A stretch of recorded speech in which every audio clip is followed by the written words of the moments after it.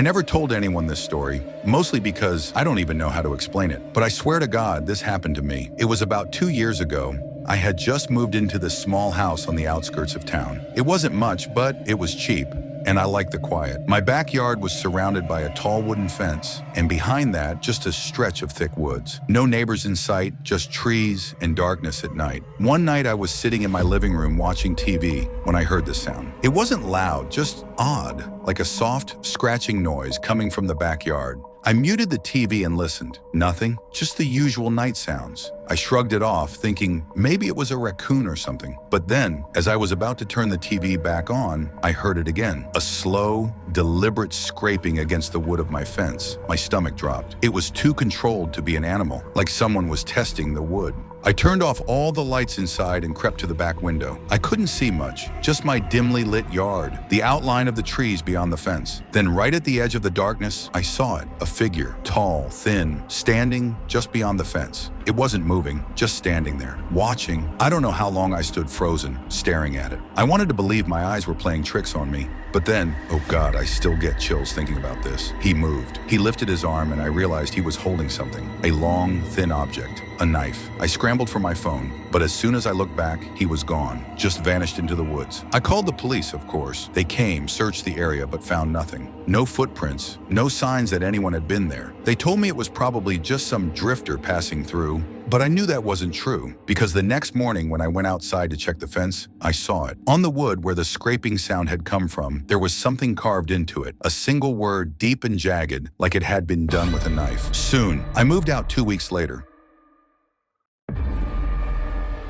This happened to me about 5 years ago, and I still think about it every time I drive at night. I was on a road trip, driving through a rural stretch of highway in the middle of nowhere. It was around 2 a.m., and I was exhausted. There were no street lights, just my headlights cutting through the darkness. The road was empty, no cars, no buildings, just miles of trees on either side. Then up ahead, I saw her, a woman standing on the side of the road. She was barefoot, wearing what looked like a nightgown. Her long hair was messy, covering most of her face. She wasn't waving for help, wasn't moving at all, just standing there, staring down at the ground. I slowed down, debating whether I should stop. Maybe she had been in an accident, maybe she needed help, but something about her felt off. The way she stood, completely still, arms hanging limply at her sides. As I got closer, I noticed something that made my stomach drop. Her feet, they were on the white line at the edge of the road, perfectly placed, like she was deliberately standing just within reach of a passing car. A horrible thought crossed my mind. What if, as soon as I passed her, she suddenly lunged into the road? I gripped the wheel, my whole body tensed, and kept my eyes locked on her as I passed. And that's when she moved. As my car came up beside her, she snapped her head up. Her face, Jesus Christ, her face, it wasn't right. Her eyes were too wide, her mouth slightly open like she was about to scream, but no sound came out. Then she took a single step toward my car. I floored it. I don't know why, but I glanced in my rearview mirror and my heart nearly stopped. She was in the middle of the road now, standing directly under my taillights, still watching me. I didn't stop. I didn't sleep that night.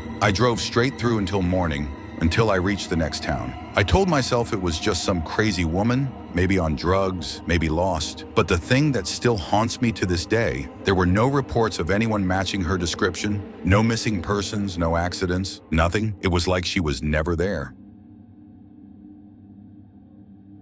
I was 19 when this happened. I was living in my first apartment, a tiny studio in a not-so-great part of town. It wasn't much, but it was mine, and I was proud of it. One night, I came home late after working a double shift. I was exhausted. I barely had the energy to change into my pajamas before collapsing onto my bed. The only light in the room came from a dim street lamp outside my window. As I lay there half asleep, I heard something, a quiet rustling sound. At first, I thought it was coming from outside. The wind, maybe? But then I realized, no, it was inside my apartment, near the floor. I held my breath, listening. The sound was faint, but it was definitely coming from underneath my bed. A horrible thought crawled into my head. What if someone was under there? I tried to stay calm, telling myself I was just imagining things. But then I remembered something that made my blood run cold. When I got home, my front door was still locked. The deadbolt was in place. No windows were open, which meant whoever was under my bed had been there before I got home. I felt sick. My phone was on the nightstand, but if I reached for it, whoever was under there would know I was awake. I made a split-second decision. Instead of grabbing my phone, I did something I still can't believe worked. I pretended to snore. I faked slow, deep breaths,